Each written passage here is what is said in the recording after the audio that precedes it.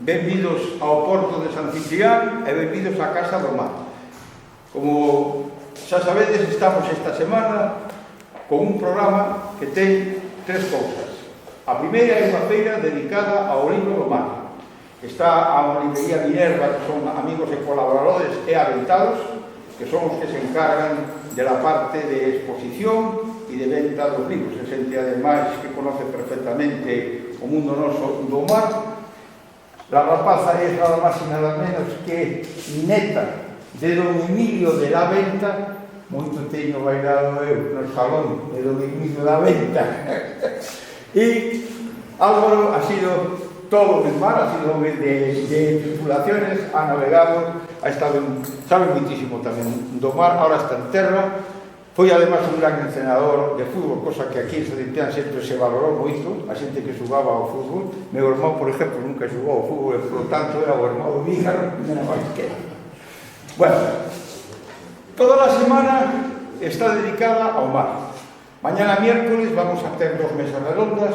Unha delas é un homenaxe a nosas mulleres, a esas mulleres bravas, a esas mulleres de las que Rosalía de Castro decía viudas de vivos, porque os homens estaban sempre no mar. Vai haber tres mulleres a las que eu quero muchísimo, muchísimo, porque además forman parte casi de miña historia desde neno. Por lo tanto, os recomendo que vengáis. Va a haber además un coordinador que vai ser o cronista oficial de la ciudad de Viveiro, que ten escrito un libro maravilloso sobre o papel das mulleres no tema das conserveiras, un libro que tedes aí. E logo van a estar os rapaces. Además van a estar rapaces que tamén teñen antecedentes históricos, porque Evaristo Blanco Pernas é unha persoa que ven dunha estirpe de xente de mar, de patrones moi bravos, e que, ademais, ainda que non ande ao mar, está facendo deporte no mar, que é capaz de subirse a unha tabla e facer o que facíamos nós cando éramos cativos. Pepe, que está aí o sabe, que era enfilar os rumbos. Só que, en vez de enfilar os rumbos con un salano, enfila os rumbos con unha tabla. É super. Vai ir tamén fan.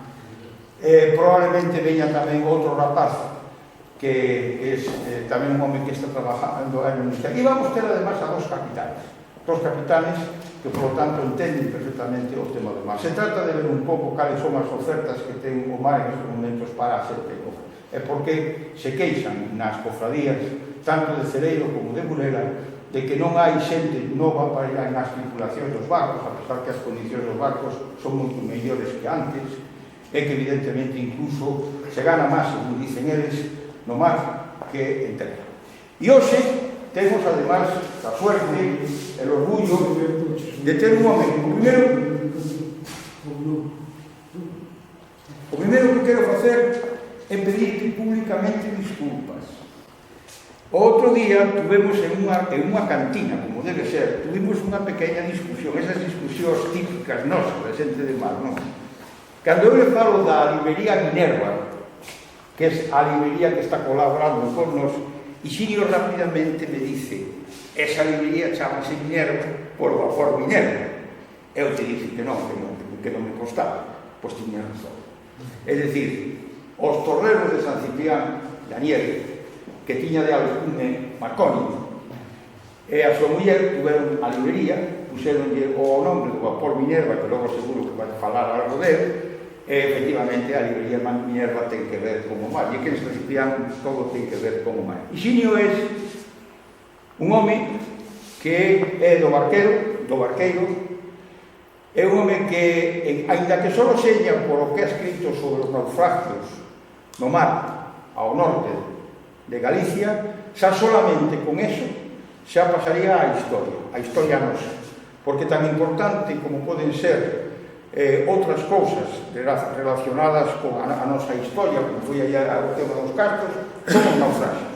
Os naufragios forman parte da nosa historia, forman parte da nosa vida. Raro é a persoa que non ten en a súa familia alguna historia que ten que ver. Eu le preguntaba precisamente por el vapor Ciervano, onde iba el avó de miña muller, Maica, que desapareceu, que era das Figueiras. Desapareceu no ano 1930. Eu sei que Víctor Rosadas, e logo ven por aquí, tamén ten moito interese en falar con Ixinio. Hiciño ten, además, importantes premios. Ten premios relacionados con os seus traballos relativos ao mar. É un investigador, é un científico de esas cosas, pero tamén é un novelista. A mí me impresionó a vida dese pirata, coño, que tes por aí, porque por aquí tamén hubo piratas. Bueno, non me voy a enrollar máis, porque aquí de lo que se trata é de que Higinio hoxe nos conte todo o que poda, dentro dun tempo que podamos, evidentemente, estar, e logo, como sempre, como fixemos antes, que facerle preguntas. Higinio, benvido ao Porto de San Ciprián, benvido con a Asociación Cultural Os Aventados, de la que esperamos que formes parte, e benvido sempre porque eres o noso amigo e o noso compañero. Saúde.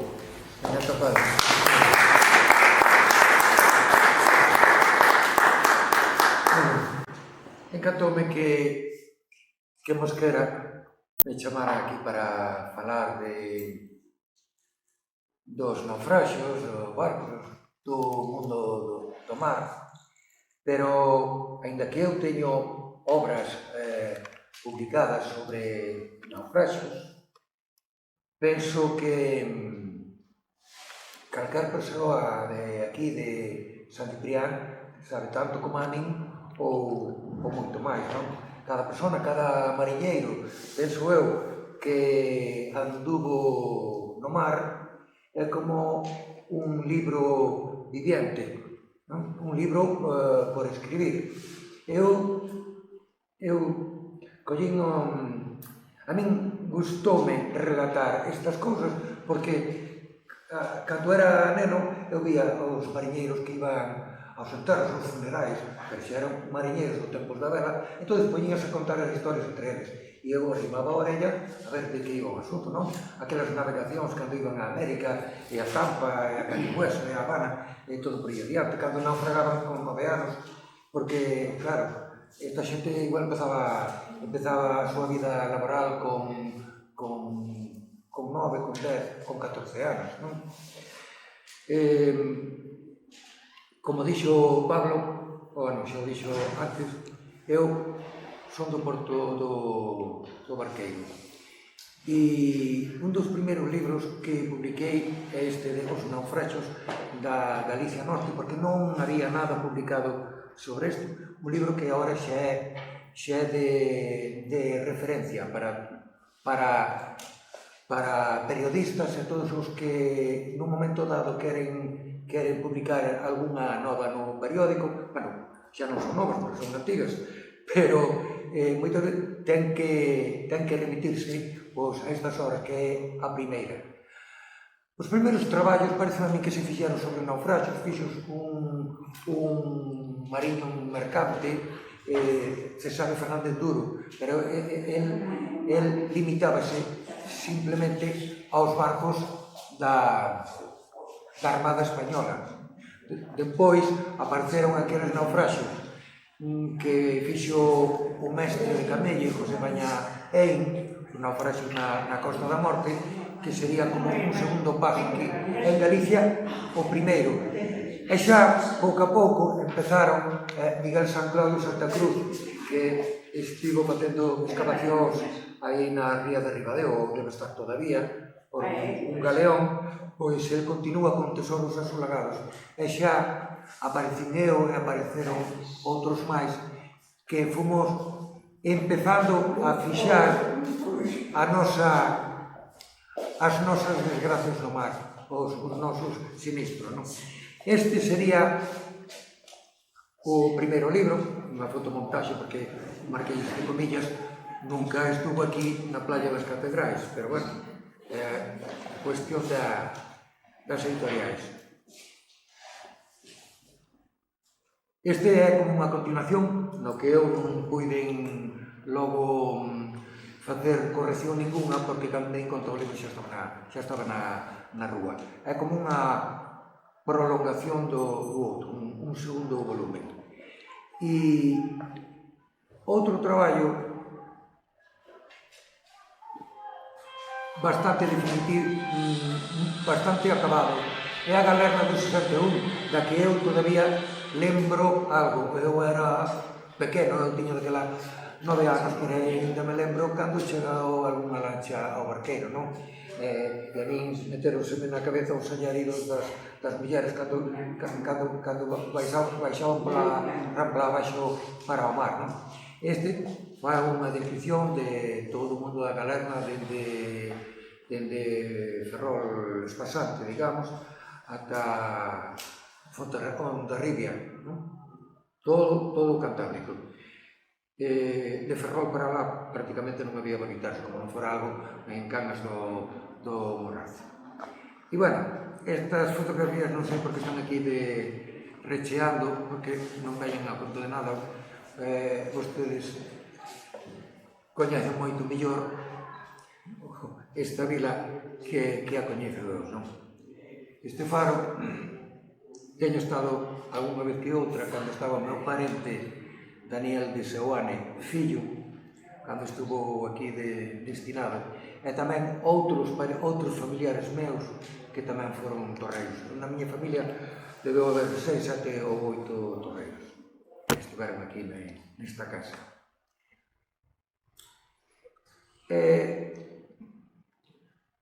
Aquí metín estas fotografías das illas que tedes aquí enfrente, porque eu sempre que as vin sempre me pareceron dende lonxe un submarino nuclear. Como ten unha especie de torre aquí, sempre me pareceu un submarino. E este é de Ansarón, que foi moi curioso. Eu, entre Ferrol e Ribadeo, fixen lo menos 2000 kilómetros para poder facer fotografías, porque tuve que ir en varias ocasións con diferentes cámaras e atopei xusto aquí enfrente onde saquei esta fotografía unha pedra que me subín a ela para ter mellor perspectiva e quedei admirado de onde tiña os pés, porque a pedra está toda traballada pola erosión eólica. É unha pedra maravillosa que eu nunca a vin retratado en un folleto turístico, pero é unha pedra preciosa. Eu atopeina de casualidade, porque non sabía nada disto. Bueno, aquí temos Sarón, as puntas das Laxes, Roncadoira, o faro de Roncadoira, Burela, e agora vamos a empezar a falar, a ver, que pasa co mar en San Ciprián, que pasa cos barcos en San Ciprián. Pois, eu empezarei a decir que aquí hai moita afición, houve moita afición á navegación, pero porque navegar é unha necesidade, porque hai que vivir. E eu entendín que en San Ciprián había máis navegantes que pescadores. Non sei se realmente sempre foi así, porque eu non teño demasiados datos desta vila, pero sí, certamente houve moito navegante. Incluso teño escoitado que cando alguna persona maior se preguntaba por ela, igual morrera, pois contestaban, vai nos barcos, non? Porque xa non está aquí, vai nos barcos. E atopeime que en San Ciprián se construían barcos aquí, barcos no río, barcos pequenos da cabotaxe, conocidos na ría do Barqueiro, cargando pinos para Xixón, a peas, como é, por exemplo, Monte Medela, barcos deste tipo, non? Pero, ao mesmo tempo, eu vexo que navegar forma parte ten unhas reglas, ten unha arte, unhas reglas que hai que transmitir, se transmiten por experiencia, por tradición. Sempre vin que nos portos de mar, non nas cidades por aí adiante, os homes sempre están mirando por ceo, sempre están mirando, a ver, porque eu ás veces digo que logo non vivo en Galicia nin vivo en España, polas condicións climatolóxicas do Barqueiro, que ten un clima da Mariña Lucese, eu digo que vivo noutro mundo que é como San Ciprián, que lindamos con Inglaterra mar e medio. Estamos nun sitio das néboas, dun vento nordés continuo, permanentemente nosotros temos vento no barqueiro, non? E entonces o navegar certamente é unha arte. Isto levoume a min a pensar que cando aconteceu o tema da galerna do 61 había precisamente algún barco neste porto moi pequeno que con 10 metros ten salido a 100 millas mar afora, como lle pasou ao Avante, que mandaba a Cipriano Ponte. Saleu un barco de 10 metros, pois é moito salir. Pero claro, cando se viron naqueles días que foron 12 e 13 de xullo, 14 tamén, do 61, cando se viron tan comprometidos, algúns de povos veciños que estaban mandando barcos xa de máis eslora, decían, bueno, vamos pa Porto. E pasou o que pasou, porque reviraron, colleron o tempo polo costado e reviraron. Pero aquí sabían navegar en barcos pequeniños, porque aprenderan na cabotaxe. Isto era toda a vida navegando. Entonces, con un foque, con un anclote pola popa, un risombo, unha cadea ou cosas así, pois iba a vía sempre, non? Sin atravesarse. E por iso puideron chegar, o sea, correron temporal en popa, como se di. Por iso chegaron sanos e salvos a Porto. Non podían vir para San Cipriano, tiñan que deixarse levar. Bueno, todo isto da necesidade de navegar e do arte en que se ven inmersos os veciños daqui, os marilleiros, isto leva a crear unha cultura que estamos vendo como o ben que se aproveitou o antigo escolar de aí adiante para facer un museo do mar que se acabou convertindo nun museo provincial. Dicíalle Plutarco a Pompeyo que vivir non era necesario, pero navegar sí. Bueno, isto tamén é unha exageración, coido eu, porque despois teño aquí recollido, decía aquel poeta portugués Fernando Pessoa, decía, o barco parécenos o obxecto cuxo fin é navegar, pero dice, o seu verdadeiro obxecto non é navegar, é chegar a Porto, chegar con ben a Porto, non? E nunha carta que eu atopei de armadores de barcos, había unha señora que decía na súa carta, os barcos, que ela era unha armadora, os barcos son prendas moi queridas. E certamente son moi queridas porque para chegar a ter un barco hai que sacrificarse moito, hai que forrar, hai que...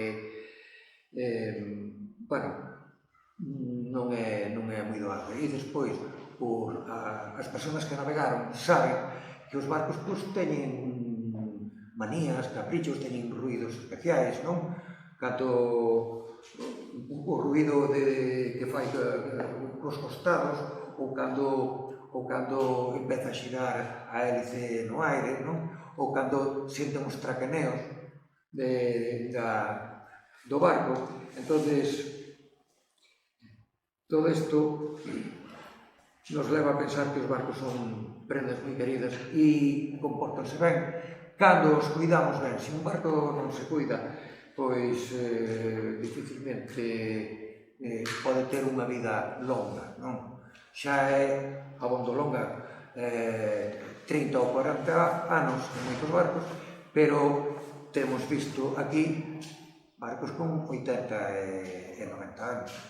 E ainda a Armada Española ten un que anda por aí de buque escola, que moito invertiron nel, pero sigue navegando, como é o Juan Sebastián del Cano, que fora feito no ano 25, non?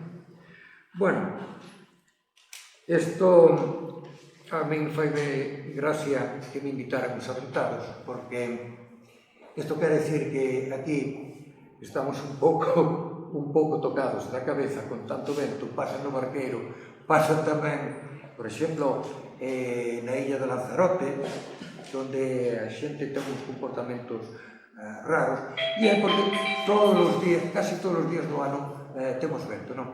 Pasan cousas curiosas. Eu lembro-me de ver pasar por diante da miña casa pola rúa arriba algunha muller do Barqueiro que iba para a zona alta, para a zona que nosotros nomeamos o Mesón, e a muller iba camiñando pola rúa arriba e subía a vela, porque de brao igual levaba unha gabardina, abría así, e o vento empuxaba nela e empuxaba pola popa. Aquilo é unha maneira de camiñar a vela. Eu teño visto no Barqueiro. Bueno, vamos a ver, cando empezaron os barcos aquí en San Ciprián? Os barcos de cargueiros, os barcos de transporte, eu non o sei. Eu que sei que seguramente algo terá que ver, pois con Sargadelos, porque as producións de cerámica e de ferros fundidos, balas de canón, pezas de artillería, seres domésticos de botes e cosas, pois supoño eu que por proximidade terían que sair por aquí. Entón eu atopei no distrito marítimo de Viveiro e de Santa Marta. Viveiro agora está ben sabedes que está en Celeiro, atopei e compuxen estos cadros carreristas feitas de buques no ano 1864. E isto é para facer alguna comparación, non? Vemos que Pataches, Viveiro ten un, San Ciprián ten un, pero se son cachimaríns, pois Viveiro ten 3, San Ciprián 8, e Celeiro e Vicedo non pasan de 2, non? Así que vemos entre Pataches, Caches, Pailebotes, 2 polacras, unha goleta, e pois ten un 8, 9, 13 barcos de transporte nun ano determinado. Creo que é importante porque ten un tonelaxe total que dobla ao porto de Viveiro. Claro, eu teño escoitado que tradicionalmente os portos onde máis patróns de cabotaxe había eran Noia, Corme, San Ciprián e o porto do Barqueiro, pero non atopamos nada como vemos aquí, por exemplo, neste outro cadro. Vamos a ver, no Barqueiro da segunda lista 6 embarcacións, 116 toneladas. Da terceira lista tamén tiña algo de pesca, 7 embarcacións. Cariño tiña 35 embarcacións de pesca, pero da segunda lista non tiña ninguna, non? Estos son cadros comparativos. Estou seguro que non están todos os que son, non son todos os que están. Aquí eu, nos meus estudios, atopei o que atopei. E por exemplo, o primeiro accidente que eu registrei histórico é dun navío inglés que se nomeaba Industry, que viña a traer barro aquí para Sargadelos e desarborou con un temporal de travesía aquí en frente de San Ciprián, no ano 1809. E dixe que é o primeiro accidente que eu registro. Pero, se tiveramos tempo e ganas de completar, ten que haber outros documentos, posiblemente en Lugo, no Arquivo Provincial de Lugo, xa non digamos na provincia de Guadalajara, ou non, en Ciudad Real, onde está o Arquivo Xeral da Marina, en Viso del Marqués, non?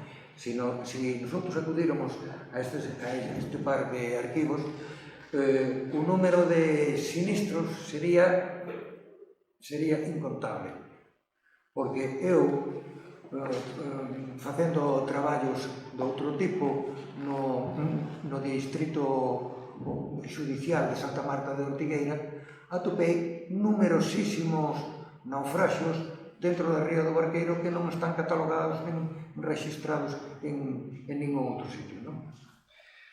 Bueno, hai casos curiosos como na noite do 19 de xaneiro de 1873 aquí prodúcese uns naufraxios múltiples aquí na enseada de Sarón, e que son un cache marín, o San Manuel,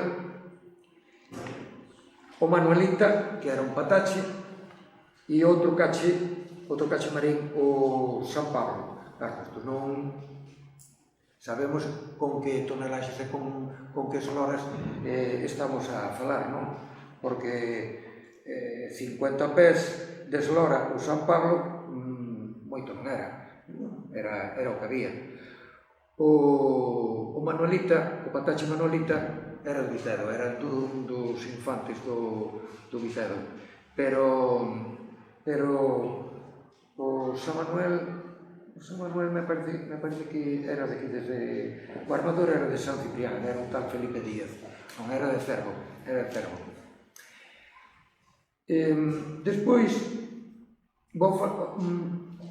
hai outro naufraxio múltiple que a miña familia tocou un poquinho máis cerca, pero non estaba nele, que foi o temporal que houve na Mariña Lucense en decembro, a 1 de diciembre de 1893. Resulta que tuvo que haber quizá unha travesía moi gorda e que isto produciu ao redor de 23 víctimas. Óeseme desde o fondo? Bueno, porque eu moito voz non teño. Entón, eu sei que perdeuse un petrolero. Bueno, era un cargueiro, un bergantín goleta, pero levaba petróleo.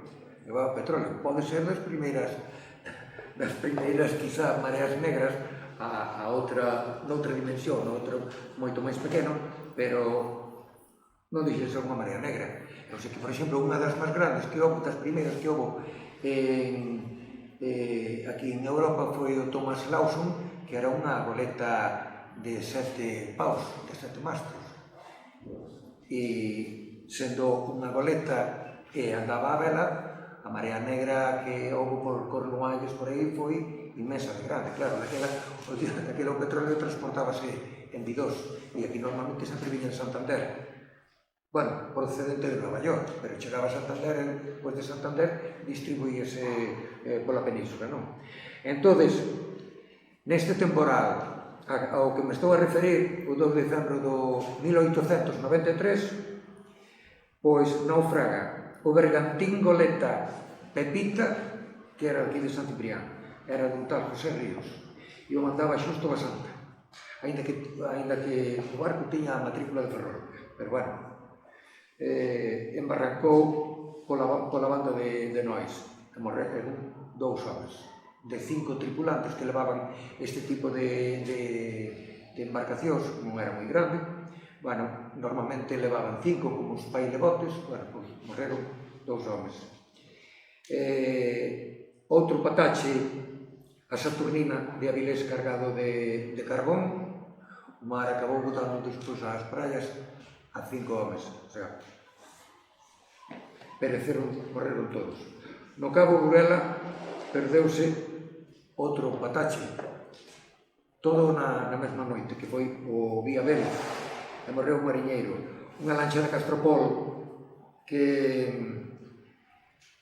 se revirou cargada de leña frente a Figueras, e tuveron que axudar ali un vaporciño que se nomeaba Sotileza. Mais outra que se chamaba Perseverancia, desapareceu cos 10 tripulantes. E logo, Meu bisabolito, Antonio Castaño Echevarría, andaba polos de Chavarría, que era dali do mesmo Porto Barqueiro, acababa de vender un pailabote o Nuevo San Antonio. Vendeuse, pero vendeuse a palabra, que se cobrara nin nada. Que na miña casa nunca se chorou polo barco, porque desapareceron os 5 homens. Cando a miña bisabolita se levantaba pola mañá, abría a fiestra da habitación, entón saludaba o día, bendecía, dicía polos mareantes e paseantes e camiñantes, e Dios os traiga a porto de salvación, e polos froitos de mar e terra, Dios os poña en mão de pecador. Bueno, era unha cousa así, non? Pero ao mesmo tempo veu que o barco non estaba dentro da ría, e dixelle o seu home, o Papá Antonio, que nos chamamos así na casa, Papá Antonio dixo, o barco perdeuse. Efectivamente, non aguantou dentro da ría, tuvo que salir e perdeuse máis ou menos por aquí, entre San Ciprián e Nois. Así que vemos que ao redor dunhos 6 barcos se perden na mesma noite do 2 de decembro do ano 93. Depois, San Ciprián ten unha cousa moi curiosa, ten o río donde se fan os barcos, donde entraban a cargar e descargar, donde a veces con algún temporal tamén naufragaban, tamén teñen naufragado os ríos así, ou na entrada do porto, como lle pasou a Almasa, que aí na zona da Anxuela, pois embarrancou, debeu entrar mal, e tuveron que abandonar. Isto foi ao redor de 1904. Este revoltoso que estamos vendo aquí, que eu falar máis adiante, pero bueno, esta fotografía non sei onde eu encontrei, falaba a min un mariñeiro de Bares que agora morreu hai pouco, José da Gallega, falábame do revoltoso que levaba cristal moído, e na concha de Bares o vou Tito, coido que foi, deulle unha embestida e afundeu. E o vou Tito xa fundira a non sei cantos máis por aí, xa fundeu a moitos máis. Aquí na mesma Anxuela, ou por fora da Anxuela, onde está o Leixón de Vendaval, me parece que se chama así, pois perdeuse María del Carmen F, que este era un barco que se iba a dedicar ao transporte de pasaxeiros. Viña de Zumalla e iba para Ferrol, para facer a pasaxe de xente entre Maniños e Ferrol. Entón, foron 4 a recollelo ali. Cando lle preguntaron os compañeiros ao patrón, que o patrón era de Corme, e vivía en Ferrol, pero ele era de Corme, cando lle preguntaron ¿dónde estamos? Ele era González Cousillas, cos Cousillas debemos estar pola estaca de Bares, pero ainda non chegaron a estaca de Bares. Haría un pouco deron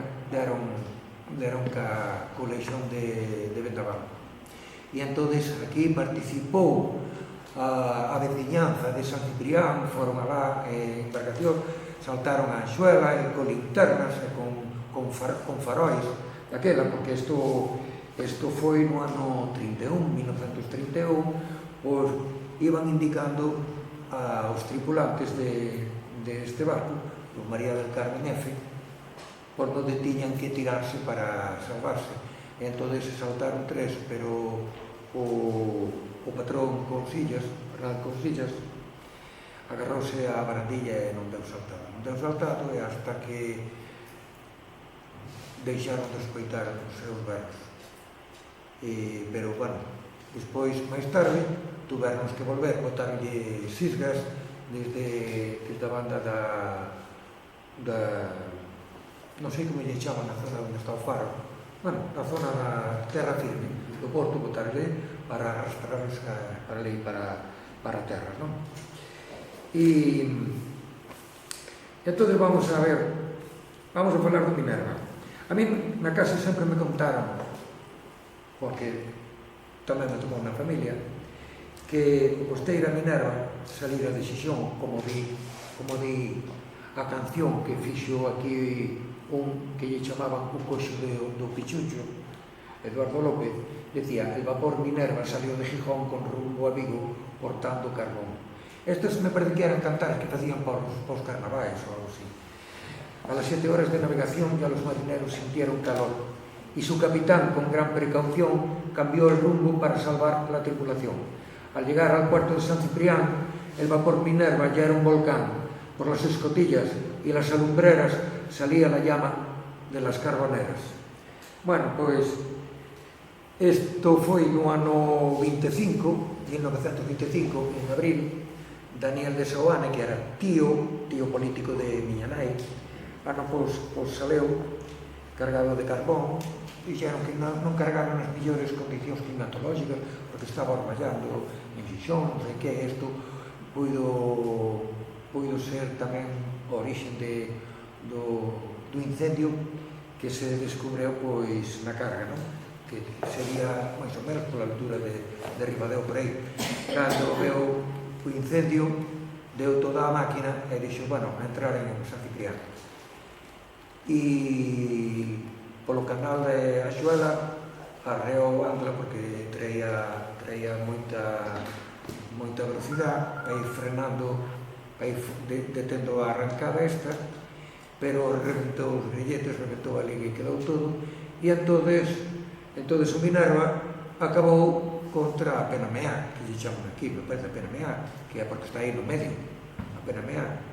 Como hai en frente despasante, a Pedra Mea tamén porque está no medio.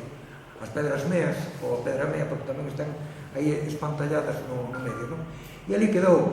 Depois eu, buscando outras cousas no arquivo de Ferrol, atopei papeles sueltos deste caso do Joyce, que andaban reclamando e perderase o cargamento. O cargamento acertou moi ben, porque máis da mitad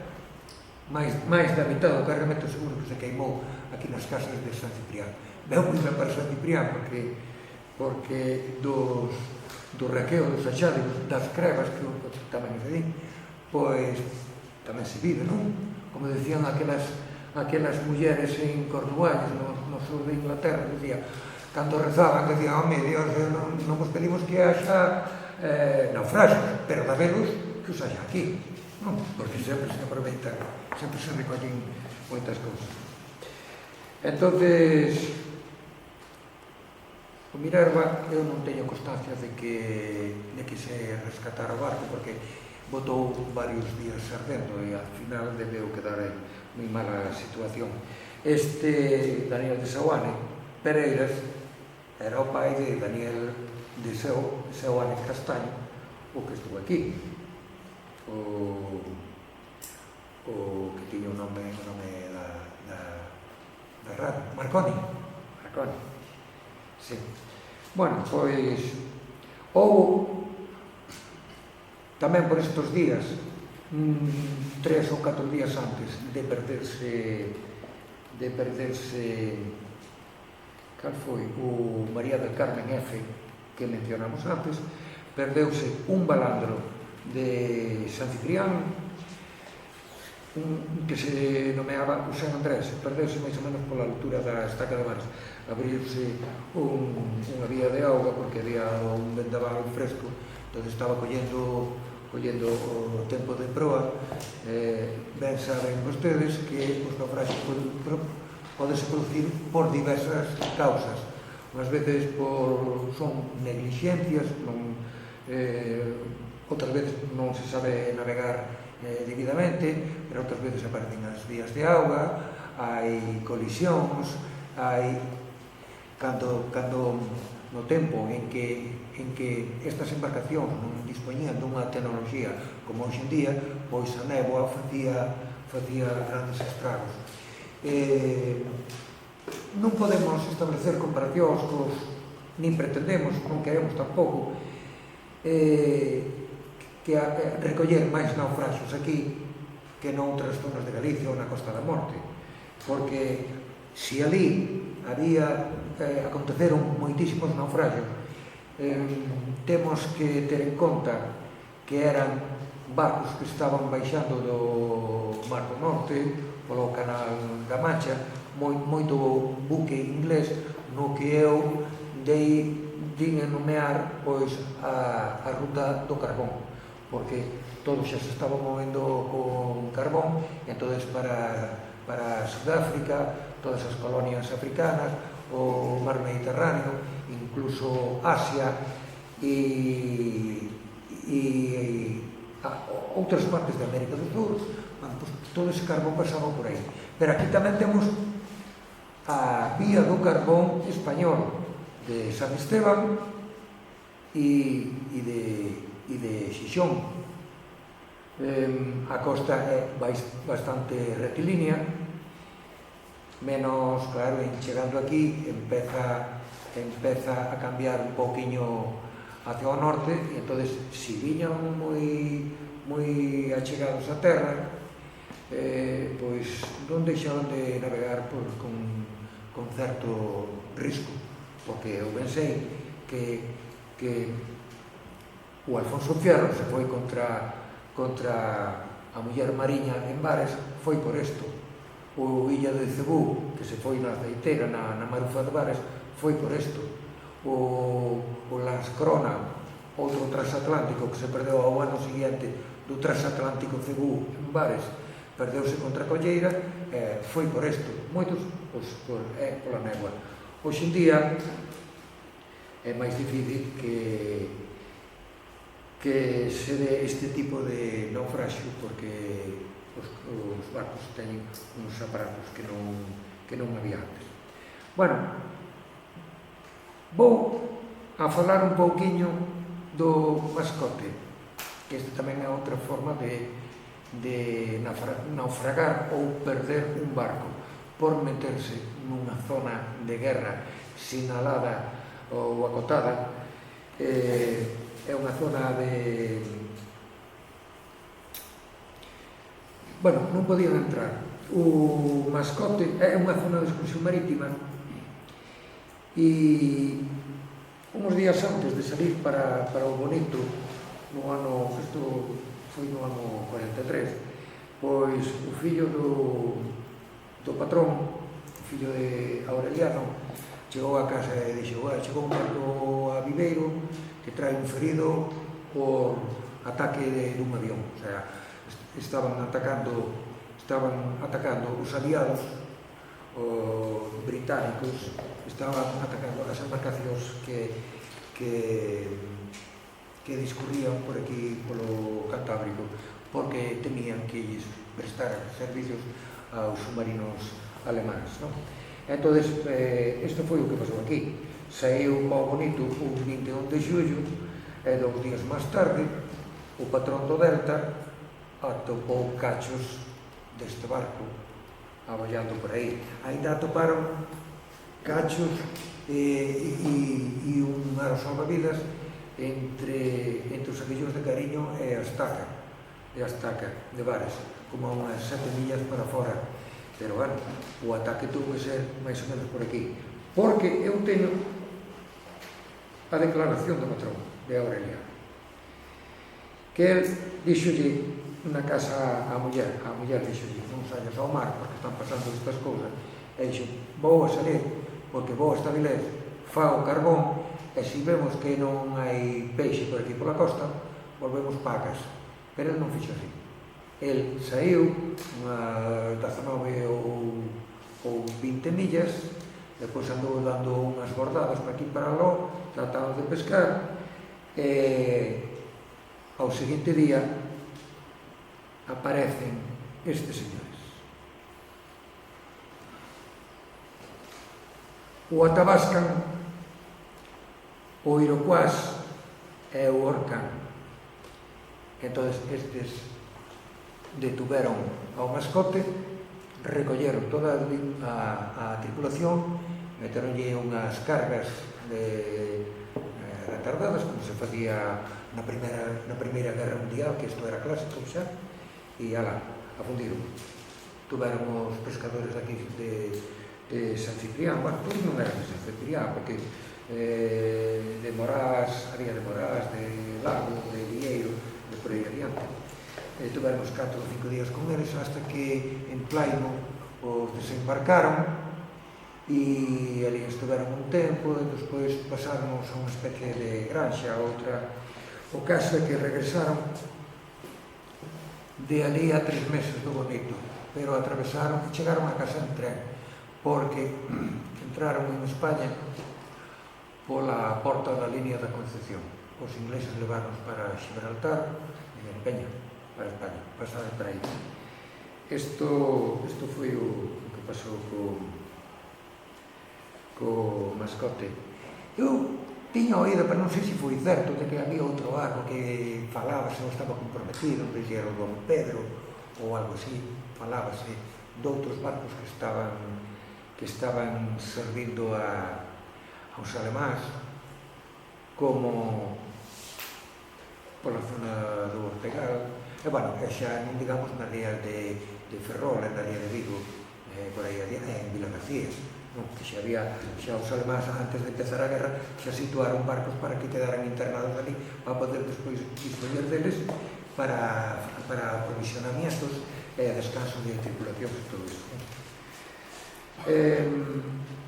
Vamos con outros barcos. Este é María del Carmen.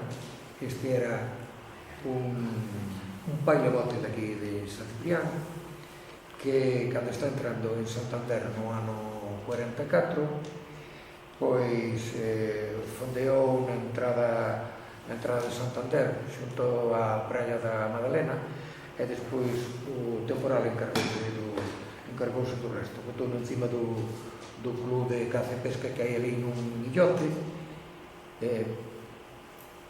Podémoslo ver aquí como está subido encima das pedras. Pero, bueno, este barco poidose recuperar, poidose salvar e levaba o mandado Marcelino Mosquera, que andaba por Chelito. Non sei se vostedes o coñeceron. Bueno, o naufraxio foi no ano 44, deberon conocelo, pero iba nel tamén un tal Xesús da Fontiña, Pepe de Trelles e outro nomeado Antonio Salgado Álvarez. Entón, bueno, non deixa de ser un barco precioso e moi bonito, pero vironse un problema moi gordo. Que pasou co Castillo Moncada? O Castillo Moncada, ben saben vostedes que o goberno español, o Estado español, creou unha naviera con aqueles barcos que foron incautados aos republicanos, e creou a Empresa Nacional Elcano no ano 43, e un deles era o Castillo Moncada. Este aquí no ano 45, teño registrado o 11 de marzo 45, varou na baixa, unha pedra onde acostumbran a varar os barcos, porque foron varios os casos que se registraron. Entón empezou a pedir socorro e botou bengalas pola telegrafía e todo chamando, apareceron os barcos ali. Depois, co tempo, apareceron os remolcadores, o Plutón e o Atlas, que hai fotografía, ainda se ve das fotografías, e unhas vacas que estaban aquí. E tamén se lle compuxo unha copla, José de Murado fixo unha copla a este barco que decía máis ou menos: Castillo Moncada salió de Avilés surcando los mares pensando en volver. Estando a la altura de San Ciprián, a los farallones se fue a embarracar. Bueno, co tempo acabouse recuperando o barco porque alixouse gran parte da carga que levaba, que as maquinillas que lle meteronlle vapor ás maquinillas con mangueiras, e entonces, bueno, despois de intentalo varias veces, conseguiron poñelo a flote. Pero este barco non sei por qué, penso eu que naufragou 3 veces. Estou lembrando que me parece que el naufragou noutras dúas ocasións máis nalgún sitio que ora non lembro. Aquí vense as operacións os traballos de rescate cunha gabarra que ao lado, unha grúa, e aquí temos o remolcador Plutón, cando o barco se non case está recuperado. Eu, aparte desto, vemos que leva a bandeira española pintada nas amuras, non? Como levaba todos os barcos no costado, nas amuras, e nas aletas, ás veces tamén nos levaba. E eu atopei esta maqueta no Castillo Moncada, no arquivo do mar de Luanco, unha maqueta do Castillo Moncada. Houve outros naufraxios moi curiosos. Non iba a dicir simpáticos, pero non é, porque vamos a ver, un naufraxio pode ser unha gran traxedia, pero en todo caso sempre é unha desgracia, porque polo menos o armador pode quedar na ruína, aínda que non morra ningún tripulante, sexa unha especie de naufraxio feliz, non deixa de ser, pois, unha catástrofe, non? E isto foi o que lle pasou a La Bonita de Perales, que estaba aquí no río, quixeron limpar, preparar, o barco a bonitera non encendía. Esta era unha bonitera que tiña 16 metros, que era dun médico de Burela e de outro de Ribadeo, e entón terminaron de levála a Viveiro remolcada polo Don Tomás, era un outro pesqueiro. E o que pasa é que fallou o remolque, e cando a Perales estaba chegando aquí aos farellóns, tuveron que determinar de arriar todo. E entón xa regresaron para a terra, e dali a uns cantos días, me parece que foi o torreiro, o vixía do faro de Peñas, cando mirou aquí para a banda do oeste en Peñas, veu que ali nunha playa pequena había restos dun barco, dun motor, e ali estaba Perales.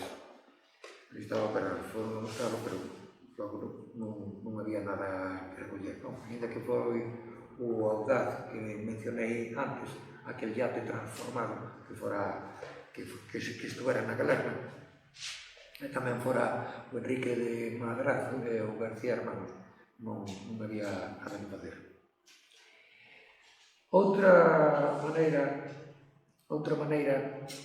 Outro caso distinto que tamén acontece na enseada de Sarón foi a do Montañés. Un bar, que isto non está aquí, esta é a Bonita de Perales, que non vimos antes. Esta é a Bonita de Perales, fotografías que coidou eu, Pepe Rey, recolleu e chegaron no Museo do Mar de aquí de San Ciprián, que Pepe tanto traballou e que era para a posteridade. Aquí temos o Montañés en Sarón. É un barco que ten unha proa rara, diseñado para río, porque este barco vaise construir no Danubio, en Budapest. Un barco que se construí en Budapest. E ven aquí a embarrancar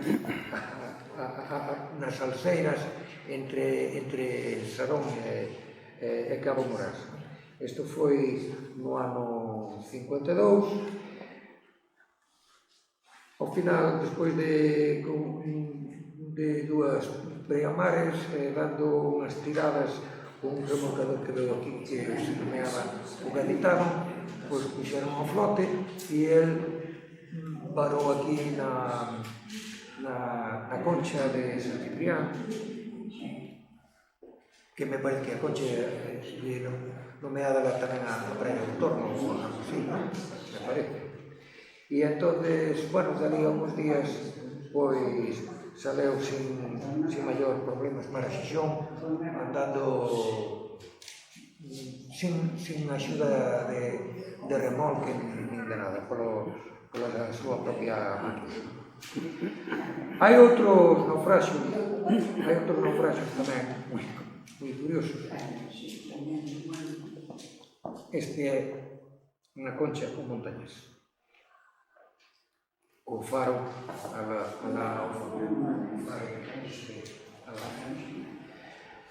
Outros naufragios curiosos son os que lle aconteceu aos cargueiros, aos barcos da naviera de Ferrol, os Barcias, porque xa é casualidade de que os Barcias vayan a ter aquí sinistrados 3 barcos. Un deles foi o Carmelina.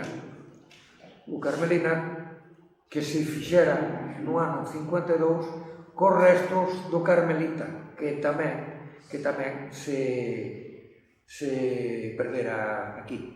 O Carmelita, non sei en que ano foi, non sei en que ano se perdeu, pero o Carmelita foi un barco que se fixera por Barcelona. Cos restos deste barco do Carmelita fan o Carmelina. E posiblemente o patrón, que era Moreda, penso que andaba polo francés, ou me parece que andaba polo francés. Non andaba polo francés, andaba por Torres, que casara unha muller sagrario, que era a Ilería, e ou viña a casa, viña a casa sagrario, viña a casa, por feixidera a familia, ou que o asunto é que aí queda o Carmelina. Os tripulantes, había algún de Ferrol, pero a maioría eran de San Ciprián, porque estaban Francisco Basantapena, Demetrio Rei López, Emilio Rivas Sotero, e o cociñeiro que tiña que ser irmán do patrón, Belarmino Pernas Moreda. Pero mirade por donde o seu home pois tiña moitas ganas sempre de vir á casa. Tiña 46 anos cando volve co Carmen Barcia e en Barranca en Sarón. O Carmen Barcia en Barranca en Sarón, o sea, 2 veces aquí, preto de San Ciprián. Claro, eu sei que nestes tempos de navegación, xa estamos falando, porque o Carmen Barcia xa tiña máquina, pero os outros que estaban a vela, pois eran navegacións onde moitas veces había que facer espera, que virara o tempo, que cambiara os patróns, bueno, as tripulacións en xeral, pois tiñan que armarse de moita paciencia, porque eu vexo do barqueiro as grandes rutas que se facían, aínda que eu pensei que chegaban a San Sebastián, moito a Santander e por aí, teñen chegado a Barcelona e a Ibiza, pero digamos que a viaxe máis usual pois era a Sevilla, a levar a terra para a Cartuja de Sevilla, onde facían a cerámica de Pigman, non? E a tornaviaxe sempre se facía, prácticamente sempre, con sal, para as fábricas de salga que había por aquí adiante. Bueno, pois este barco, non sei a conto de que mencionei isto, pero bueno, este barco era de máquina, construído en Noia no Freixo, e co tempo quedou aí abandonado e xa se nomeaba Ramón del Valle Inclán. Dixérame Pepe Rei, e eu tamén vira na prensa que estaban tratando de recuperalo para dedicarlo a servicios turísticos por aí. Non me parece que nalgún estaleiro por Vila García o estaban preparando. Ora, non sei se este barco hoxe en día existe ou xa se desguacou. Eu son fillo do barco. Ese barco, digo eu, está en Vila García arrendado a un barco. Cale en Vila García. Unha familia. Sí. E hai 7, 8 anos en Vila García. Sí, a min costa. Fixeron o de Guardianes de Draga de Dragandarena, pero este tiña a construcción para Vila García. Sí, construído nunha vivenda. Pensaban, según decía a prensa, que o pensaban dedicar a actividades turísticas, non? Pero, bueno, outras veces non é así. Vemos nos ríos europeos, mesmo no Sena e nos ríos alemáns, cantos barcos vivenda hai amarrados ás ribeiras? Moitísimas, non? Pois este é un caso. E eu teño visto a fotografía do que estaba restaurando, que xa estaba vivindo dentro do Carmen Barca. Cando en Barranca, aquí en Sarón, aquí xa tocaba Morás, e a de contramestre, o contramestre era Francisco Basanta Pena. O patrón xa o dixemos que era Pernas Moreda, Torres. Emilio Rivas Otero era outro mariñeiro. Arturo Pernas Gómez, Demetrio Rei, e, bueno, sí, normalmente estes barcos levaban 5 tripulantes, non levaban moitos máis. Na cuestión de equivocarse nas entradas, e aquí vemos o Carmen Barca, na cuestión de equivocarse nas entradas e nos mares por onde un navega, eu recollín o caso. Antes falamos do María del Carmen F, que pensaba que estaba nas tacas, resulta que estaba aquí. Deu contra o leixón. Pero recollín o caso dun boniteiro francés, que aquí os boniteiros franceses xa pasou máis cousas, saben moi ben os de Curela, cando trouxeron pa terra. Pero aquí, un boniteiro francés, que era de Les Sables de Olón, porque tiña a matrícula, era LS, me parece, era de Les Sables de Olón, traía un equipo bastante bo, tiña radar, telefonía e todas outros aparatos. Estaban entrando en Ferrol, sí, pero contra onde embicaron estes foi a Pedra Centoleira aquí en San Cipriano. Así que hai unha distancia moi grande. Pensaban que estaba entrando en Ferrol e resulta que visteu aquí. Eso a pesar dos aparatos de navegación. Un caso moi curioso. Eu recollín outros barcos como o Linavea, que se perdeu, que embarcou por aquí por leste do Cabo Morás no ano 63, e houve un par de afogados, e bueno, era un barco pequeno, pero por falar de barcos así un poquinho máis grandes, encontreime aquí, en frente a Rueta, encontreime este que é o Máximo, e era un mercante de 1000 toneladas que deu contra as pedras do cabalo de Rueta. Vemos que aquí está o barco deitado. Non vai a ser o único barco que ven a dormir aquí a San Cipriano, porque xa dormiron outros. Que os veremos agora. Aquí temos o Bruneck, da matrícula de Bremen, que tamén se foi contra a Pedra de Burela, pero puido ser rescatado. Pedra de Burela eu, se non me engano, deu ser onde está a farola, o faro de entrada, non? Debe ser. E eu aí coido que tiña registrado outro buque que subeu pola pedra arriba, coa proa, por lo menos, que era o Sky5. E hai fotografías de, eu non os trouxen, pero do Sky5 con bobinas de ferro e todo aí, xusto diante de, o sea, onde está o faro, porque además vese o faro perfectamente. Eu ainda me lembro un pouco dun naufraxio que houve por aquí en frente de como se chama isto, de Portocelo, que era o Peña Corada, e eu lembrome porque había dous veciños meus que eu coñecía. Un era o Potrollo, casado coa que ten a taberna aquela no Porto do Barqueiro, o Forno, con Rosita do Forno, que a mai é daqui, de San Cipriano. Era daqui, porque xa vai no Parque Tomás. E outro é o Colaso, Pepe de Colasa, que vive un pouco máis abaixo da miña casa. Eu vexo todos os días, non?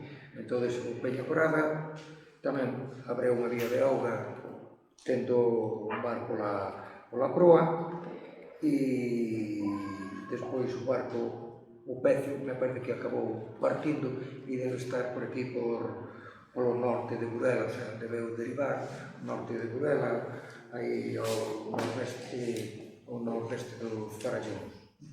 E que este Pepe, eu lembrome que lle tuveran que dar un remo nas mans, ou con algo así, porque estaba agarrado nas tablas e non soltaba, xa sin coñecemento. Bueno, foi un naufraxio que afectou ao meu pobo. Outros barcos con bases en San Cipriano, do que apenas vamos a decir nada, pois o Falo Regata, o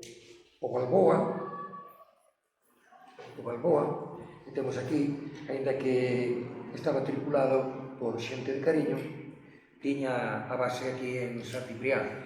O patrón era de Cariño, porque Baiceira, se non é un apellido de San Andrés de Teixido, ten que ser de Cariño necesariamente, porque eu penso que ali hai nos amoreas, non? Este perdeuse como a unhas 4 millas aquí pescando pola zona ao norte de Morás, unhas 4 millas. Outro naufraxio foi o Alexander Fleming, pero aquí o Alexander Fleming non sei se non morreu xente, agora mesmo non estou moi seguro. Foi no ano 75 ao norte de Candieira, como a unhas 3 millas de Candieira, e os tripulantes teñen que ser de aquí, porque Santos Fernández, Campo Basanta, Fernández Quella, que son apellidos de aquí, da Mariña Lucense, teñen que ser de por aquí. Fernández Paleo, no Porto Barqueiro tamén temos un apellido Paleo, pero foi un apellido que veu de aquí. O sea, foi de aquí Daniel Paleo Ponte, e foi a construir barcos ao Barqueiro, ali acabou casando, e, bueno, hai moitos, ten bastantes descendentes, non? Outro barco, o Estrellita Marinera, pero desapareceu polo norte da estaca de Bares polo ano 68, e hai outros máis como Riva Fernández, o Cesario López, todos estos polo ano 69, ou un José Luis número 2 que se afundeu aquí en San Cipriano. E estes casos, bueno, son casos que se poden contar, si que se nos poña un non a gorxa, pero a grande traxedia marítima, a meirande traxedia marítima daqui, da Mariña Lucense, ben saben vostedes que foi o López Sueiras e o Reina Victoria de Burela, que, aínda que armaran en Burela, ben sabemos que había xente de Cervo, había xente de Xove, xente de Portocelo, xente de Zatouro, Cangas de Foro, xente de San Ciprián, e cando falan estos casos son palabras maiores. A min podo dicir, cando fixen o traballo sobre a galerna do Santeón, eu non son de lágrima fácil, pero chorei montos de veces, porque cando leía na prensa pois declaracións de moitos que a viviron, pois hai cousas que non se poden aguantar.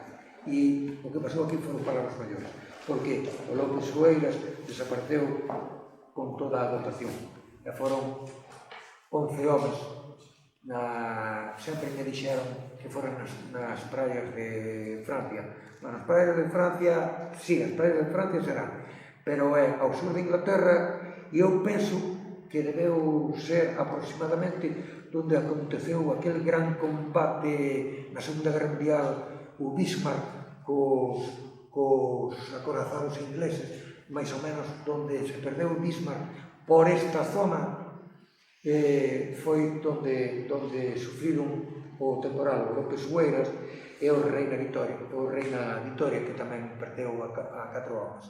Así que 11 do Sueiras e 4 do Reina Vitoria, xa saben ustedes o que dá esa suma, non? Unha traxedia moi grande, porque non só son os homes que non volven, senón as viúvas e os orfos.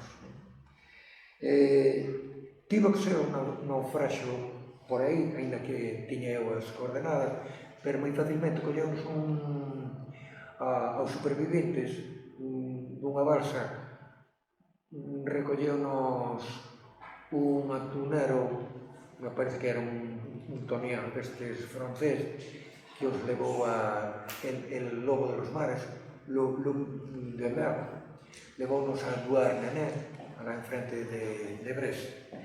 Bueno, isto é tremendo. Os desaparecidos do Reina Vitoria eran estes, os Rei Fra, Ernesto, Rei Fra, Xaquín, Rei Fra, Dionisio Leal, Enrique Salgueiro. Bueno, isto é terrible. E trouxen tamén aquí, pero isto é distinto, non sei se me estou anotando moito. Bueno, este é o Reina Vitoria, que non amosei antes. Este é o Reina Vitoria. Que un papel, bueno, mamea na vaca, é unha bonitera grande. O tercio San Miguel, ainda me bailan na memoria cando no Porto do Barqueiro aquela noite non había luz eléctrica, foi a luz por o temporal, entón os gardas civis, xa non había carabineros, foi no ano 73, os carabineros viron como alumeaba o ceo por detrás do coto do barqueiro, alumeaban e xa que as bengalas que estaban botando, este barco foi á guerra, estaba fondeado, foi á guerra como foron tantos outros na ría do Barqueiro, pois tuvo que ser un nordesto moi grande, porque foi dar aquí á Praia das Barrosas. Ainda queda ali unha das caldeiras, ainda se pode ver unha das caldeiras, a outra non, porque eu teño visto ali no Porto do Barqueiro que a trouxeron para a terra, pero restos de ferro deste barco ainda quedan por ali. Aquí vemos o que está partido. Cando a Garda Civil avisou aos marilleiros, había un barco de celeiro que me parece que era Marqués Cuervo, recolleu xente do barqueiro, a la Foron, saliron, porque isto é moi cerquiña, tan pronto se pasa a Punta da Barra e se dobla o Santo e a sobreposta, xa estamos nas Barrosas. Antes de chegar a playa de Vilela, ou como lle chaman ali, que hai un penedo pequeno que lle chaman o Castro Pequeno. Bueno, pois este deu ali. Pero o Marqués Cuervo non podía facer nada no mar, porque non se podía chegar. E entonces foron por terra, o barco estaba ben clavado, e entonces decidiron que, bueno, esperar a que viñera a luz do día, baixaron pola escala de de gato. Recolleron, tamén botaron os cabos, recolleron. Desde o tercio San Miguel, que o mandaba Ramón Villares. Ramón Villares, eu, se non estou equivocado, me parece que é un das almas fundadoras do Museo do Mar daqui, de San Ciprián, non? Parece, non, Pepe? Non é? Non é? Ramón Villares morreu hai pouco. Sí. Xa non te mandaba. Pero vivía enfrente. Ou vivía enfrente. Vivía enfrente do museo, por ali. No. Ah, non. Na Praza do Lugar. Ah, bueno. Entón estou eu confundido. Eu sei que, bueno, o patrón era un tal Ramón Villares Martínez, aquí de San Ciprián, iba outro de Burela, un segundo mecánico, iba de contramestre Manuel Montenegro Correa, de cociñeiro un de Cerva, Antonio Piñón. Hai outras fotografías deste barco. Este é a bitácora, que estuvo moito no bar da Casa de Cuevas, que ainda se ve parte do mostrador de bar de Cuevas. Que esta bitácora, agora non sei se está aquí en Ciprián ou onde está. Naquele momento estaba no bar de Cuevas, que xa deixara de ser un bar. E pois aí, cousas moi raras, como que lle pasou ao Carebeca Octavo, porque este barco, despois de pedir práctico de noite, tiña que facer unha espera a que salira o xove, aquel que naufragara en Aveiro, que revirara amarrado en muelle, en Aveiro descargando cemento, precisamente, pois, aínda que xa viñera máis veces aquí a San Ciprián, non sei por qué, estaba maniobrando entre os Farallós e terra firme. Cando se deron conta dixeron, pero este barco por onde vai? Pois foi por Farallós. Vamos, por decir unha coña, pois igual o capitán pretendía pasar por enriba dos Farallós co barco. Igual pretendía. Que nunca se sabe. Bueno, quedou nun misterio porque se a tripulación puxese a salvo, veu un helicóptero e viñeron mergulladores ou do SAR, da Garda Civil, da Cruz Vermella, me parece. No, de Fondomar, de Valorúa. Sí, bueno, o caso é que o capitán, que era holandés, determinou que el non abandonaba o barco. Hai quen dice que estuvera agarrado a botella e entonces que tiña a cabeza trastornada.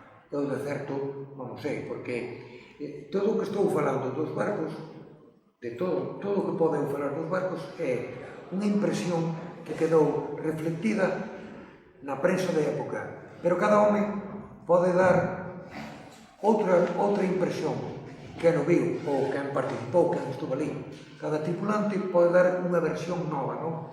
Entón, isto, ao fin e ao cabo, estamos acercando ao que sucedeu, pero non é todo o que sucedeu.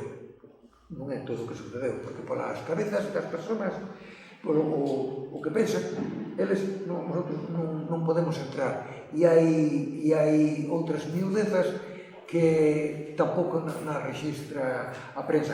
Como facemos estes traballos normalmente de recopilación de naufragios?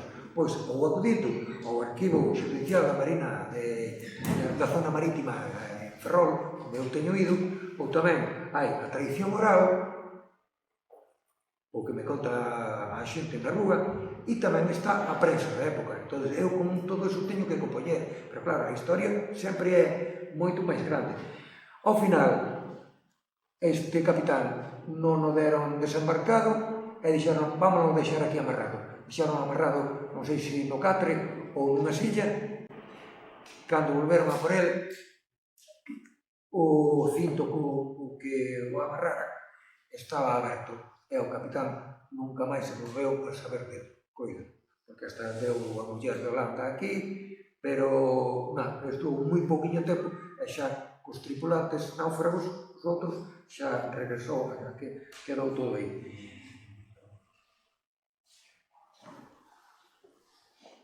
Pretendía, esta é unha coña miña, pretendía o capitán pasar por derriba dos farallos.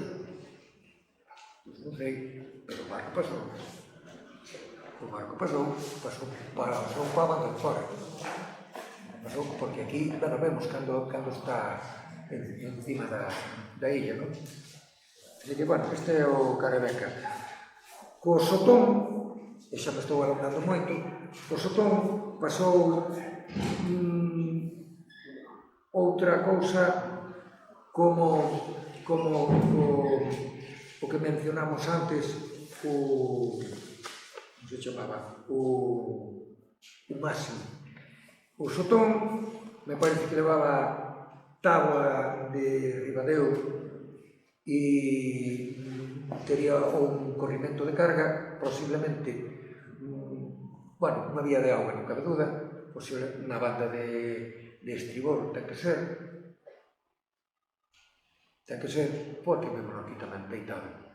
Entonces, era o que dicimos antes, de naufraxio que non nos é, entrou sen pedir permiso, pero en casos moi puntuais podíase entrar dentro do porto da Lúmina, en casos de moito apuro podíase entrar, senón había que solicitar permiso.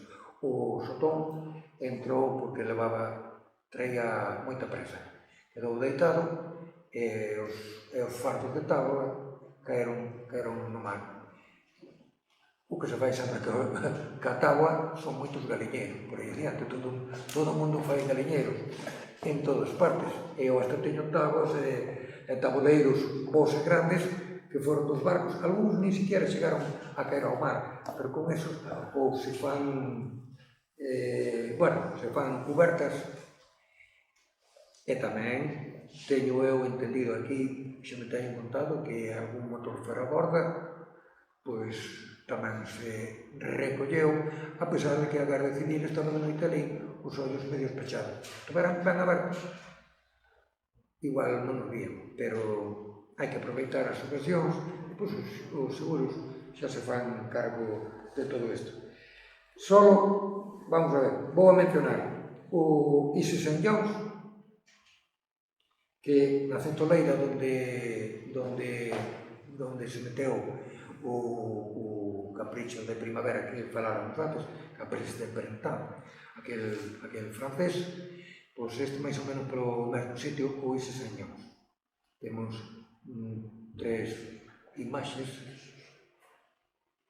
deste barco.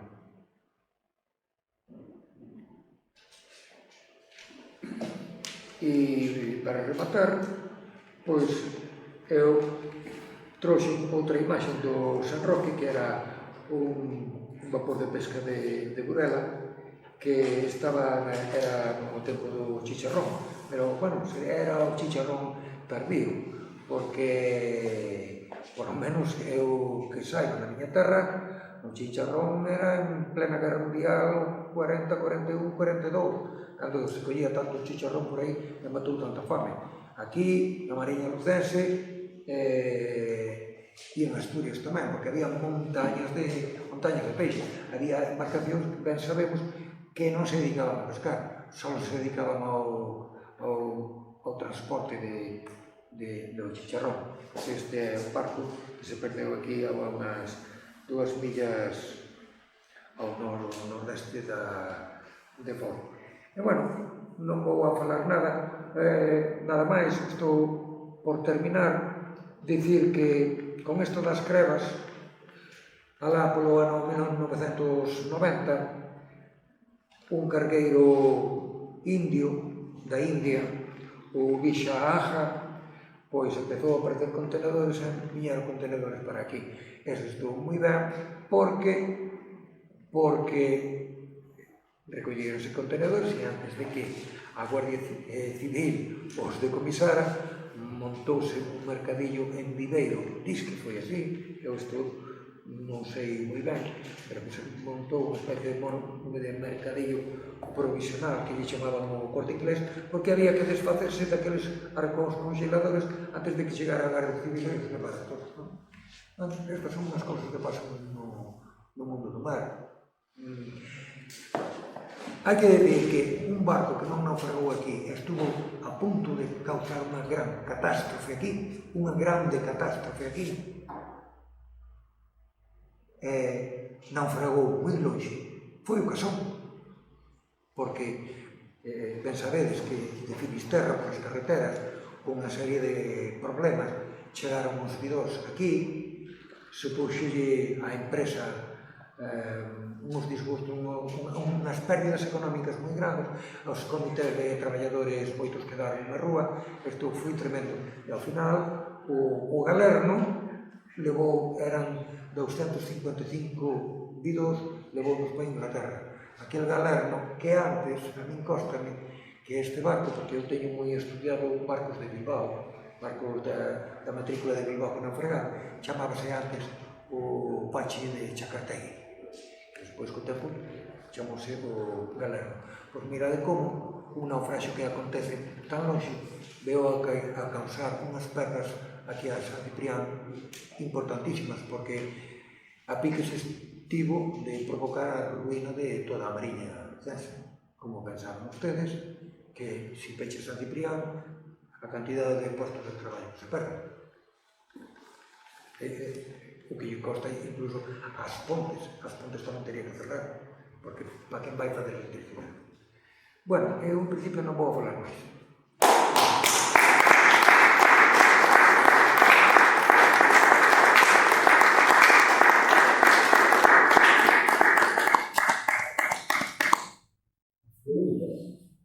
Se queren preguntar alguna cousa que os saiban responder, pero xa dixen ao principiar esta charla que os mariñeiros de aquí saben tanto ou máis que podo saber eu, e cada mariñeiro realmente é un libro, podías recoller as memorias de cada un que andou no mar. Eu non me quero ver moito, pero algo tamén naveguei en mercantes, na pesca nunca, en mercantes tive montada unha vez, mercantes traballando nos panameños, e tamén de turista nos propios mercantes españoles, porque tengo unha suerte de ter un cuñado capitán e ás veces me levaba. Eu quería darte as gracias, Xixino, en nome de unhos compañeros que non puderon estar aquí, que son de Cereiro. Quero darte as gracias por ese libro de A Galerna de 1960. E vou a dar dos razóns. A primeira delas porque hubo máis de 30 mortos que teñen moito que ver con o morto de Cereiro e de Espasante, que celebramos todos os anos, o 12 de xulio, ali en Cereiro, porque os ausentes para nós sempre están presentes. Gracias a teu libro, esa xente sigue aí, vivindo, sigue comentando. Pero además hai unha segunda cosa moi importante, que é que a desgracia que foi a guerra de 1961, eu acordo que era un cativo, subindo uns kilos a Atalaya, faltaba o Avante, que era o último que entrou, gracias por visto a maniobra, en este caso non de Cipriano Ponte, sino de Regino, que foi o que tuvo a idea de botar a popa ao sol, e aguantarse. Pero quero decir que no ano 1961, en decembro, por fin, o goberno deste país se dá conta de que en Galicia, como dice Paco Rivas, eran homes de ferro con barcos de madeira.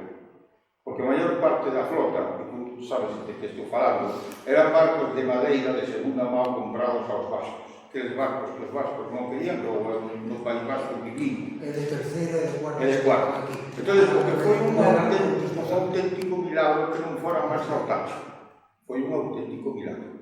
Entón, en diciembre dese ano, ao goberno franquista de vergonza, e por fin saca el primer plan Renove. Plan Renove que dá lugar a que haxa moita actividade nos astilleros nosos, que vai haber 5 astilleros, que haxa moito cambio de barco vello por barco novo, incluso que xente que non era xente acostumbrada ao tema do mar invierten as pesquerías do bonito, porque precisamente a galerna ten lugar cando estábamos na segunda ou a terceira marea do bonito daquela temporada. Pero en cualquier caso, moitas gracias. E moitas gracias tamén, te lo digo como xente que me dedico tamén a escribir, por ese trabajo magnífico que fixeches sobre os accidentes, sobre os naufragios na costa norte. Por que lo digo?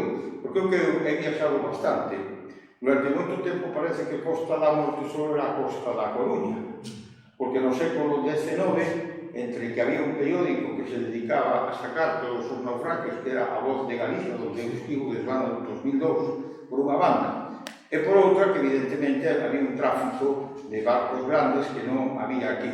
Pero tamén había outra cousa que aquí non había, os raqueiros. Os raqueiros que en toda a costa do Atlántico había. Por eso, o que has contado tú, la anécdota, que eu a teño recollida non de unhas mulleres, sino de un cura que se atreve a decir: Señor, protégenos, que non haxa naufragios, que si ten que haber os que xa estás. Eu teño un amigo que é de Camelle, que agora vive polas Canarias, e decíame, o meu abuelito, pois, cando había un naufraxio, mandaba a xente que traballaba para ele, porque tiña barcos, tiña unha fábrica ali de non sei que, taberna, panadería, tiña moitas cousas tamén. Entón decía, Sorita, que andaba por Sorita, nos mandaba a xente a recoller nas crevas para ele. E tenme dito, eu unha vez cavando nun terreo que era da casa, empezo a cavar, e puxome a encontrar máquinas de escribir que estaban ali enterradas, non? Bueno, con respecto a Galerna, eu, nese traballo que fixen, rexistrei en todo o litoral cantábrico 83 víctimas. Penso que só houve 2 mortos.